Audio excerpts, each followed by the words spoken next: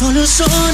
Tayo'y mag-ehersisyo, sabay-sabay na tayo. Lakad yung tagliyad, talong takbo tingkayad. Pagka-ihahain, dapat siguraduhin magkulay at bukas, kumain lang ng patas. Lakas ng katawan,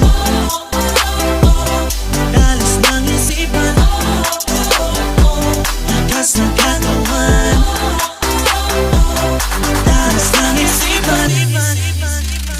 Healthy life ay ating simulan. Maging malakas, maging malusog, puso at isipan. Mahusay na guro, yung inyong pamantasan. Hindi magpapatalo dahil laging healthy yan. Tamang nutrisyon, tiyak na solusyon. Tayo'y mag-ehersisyo, sabay-sabay na tayo. Lakad yung tagliyad, talong takbo tingkayad. Pagka-ihahain, dapat siguraduhin magkulay at bukas, kumain lang ng patas. Lakas ng katawan, dalas ng isipan.